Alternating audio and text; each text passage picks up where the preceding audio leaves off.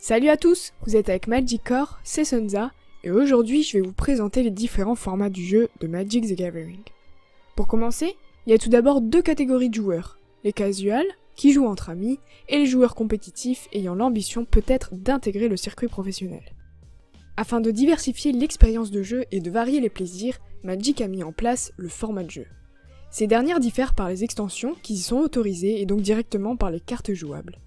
Magic the Gathering permet donc aux joueurs vétérans comme casual de les accueillir dans un univers de jeu réglé où il ne faut pas jouer forcément depuis longtemps pour posséder les meilleures cartes.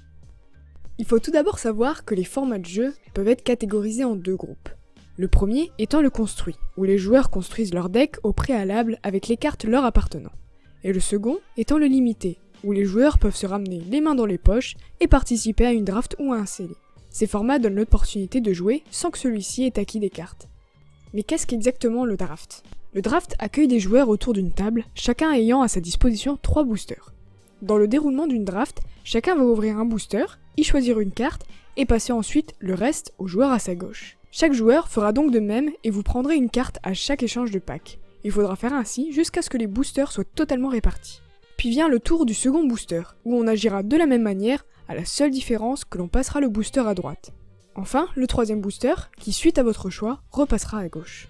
La finalité de ces pics vous amèneront à construire un deck de 44, terrain compris. Vous devrez donc faire le tri et construire une stratégie avec les 45 cartes que vous venez d'acquérir, et ceci en 30 minutes. Le scellé, quant à lui, se voit donner à chaque joueur 6 boosters, et c'est à partir de ceux-ci que vous devrez construire un deck de 40 cartes minimum, terrain compris.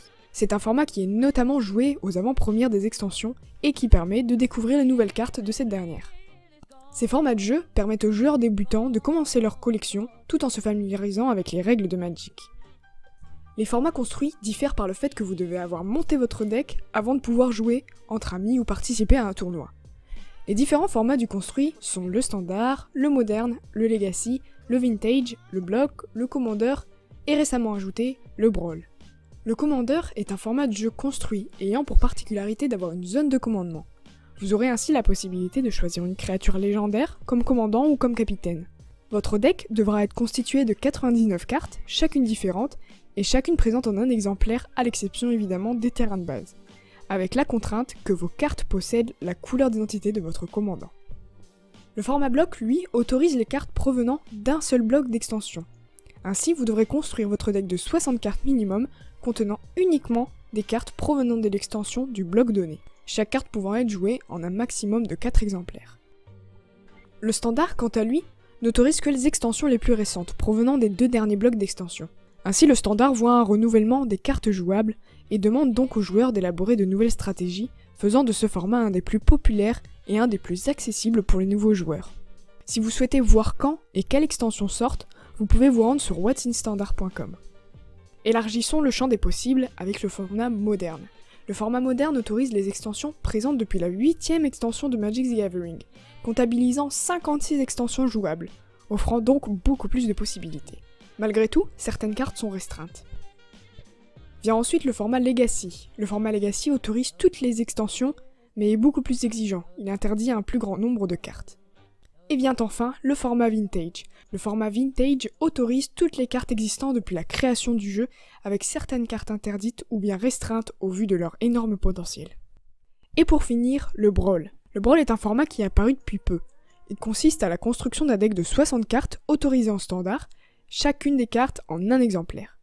De la même façon qu'un Commander, vous tournerez autour d'un commandant ou d'un Planeswalker. Les joueurs commenceront avec un total de 30 points de vie. De même qu'en Commander, vous pouvez jouer les cartes à condition qu'elles soient de la même couleur que celle de votre commandant. En plus de cette diversité de formats, de nombreuses variantes de jeu existent, telles que le troll à 2 têtes, ayant la particularité de se jouer par équipe de 2. Bien sûr, rien ne vous empêche de rajouter une tête au troll. Il y a également le popper, qui demande de ne jouer que des cartes communes, et le paysan qui lui demande aux joueurs de ne jouer que des communes et 5 Unco maximum. Tous ces formats font de Magic un jeu très accessible. Magic the Gathering, de ses 25 années d'existence, a su mettre en place différents univers de jeu permettant à tout joueur de pouvoir s'y retrouver et de jouer en fonction de ses moyens.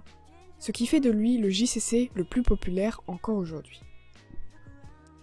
C'est tout pour cette vidéo, j'espère qu'elle vous aura plu. N'hésitez pas à nous faire part de vos commentaires, et sur ce, à bientôt!